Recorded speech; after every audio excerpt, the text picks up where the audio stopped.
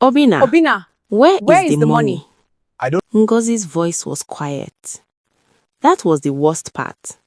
Not shouting, not crying, just quiet. She held up her phone. The bank statement glowed on the screen. 3 years of withdrawals. Every month. Always the same amount. Always sent to the same account. An account that belonged to no hospital, no doctor, no pharmacist. Obinna opened his mouth. Nothing came out. His mother's body was still in the next room, wrapped in white cloth, waiting for burial. They hadn't even lowered her into the ground yet, and his wife was looking at him like he was already a ghost. I asked you a question, Ngozi said. The children were upstairs, the relatives were outside in the compound, and in that small sitting room in Newi, a marriage was dying. But let me tell you how it all began. Obinna grew up watching his mother work. Mama Chioma sold akara by the roadside every morning. She woke before the sun to grind beans, stood in the heat until every last ball was sold, and walked home smelling of groundnut oil and smoke. She did this for 20 years so that her son could go to school. He was her only child, her pride, her entire investment. You will build this family, she always told him, not as pressure, as prophecy. And Obinna believed her.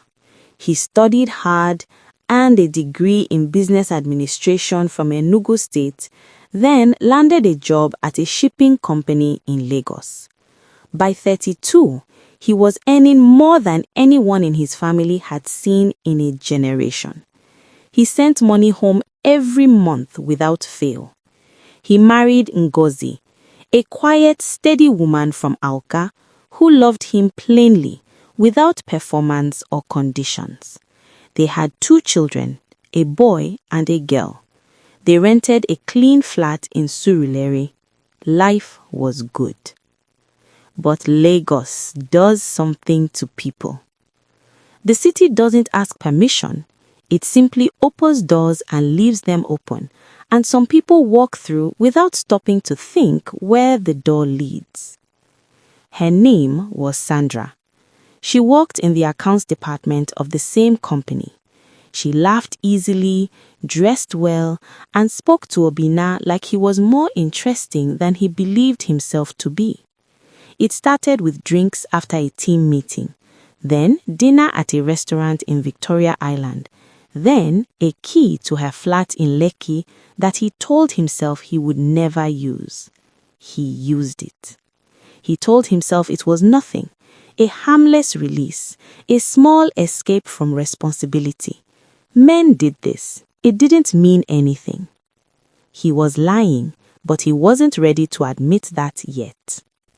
The phone call came on a Tuesday. Mama Chioma had collapsed in the market.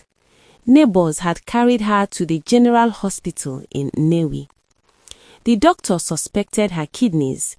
She had been experiencing pain for months, but had told no one except God. Ngozi was the one who told Obinna. She had tears in her eyes. "We have to get her proper treatment," she said. "Dr. Okafor at St. Joseph's in Onitsha. He's the best kidney specialist in Anambra. But the deposit alone is 200,000 naira. "I'll handle it," Obinna said. "We have the savings. I said I'll handle it." That same evening, he called Sandra. "I need some time," he told her. "Family things." "How much time?" "I don't know." There was a brief silence. Then Sandra said, "Obinna, I'm pregnant." The walls of his Surulere flat seemed to move inward. He had savings, emergency money, almost 300,000 naira he had been quietly building in a separate account for 2 years. Money, he told himself, was for unforeseen circumstances. He sent most of it to Sandra. Then he called home and told his mother the doctors said tablets would manage her condition, that surgery wasn't necessary. He sent just enough to cover basic hospital fees, enough to make the story hold. Mama Chioma believed every word. She had spent her whole life trusting her son. Why would that change now? The months passed. Sandra lost the pregnancy. She didn't tell Obinna for 3 weeks. When she finally did, he felt grief and relief simultaneously, which made him feel like something rotten inside himself. He went back to her anyway. The double life continued. It had its own momentum now.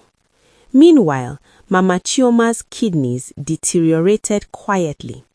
The cheap tablets slowed nothing. She stopped mentioning the pain because she didn't want to be a burden. She told the neighbors she was managing fine.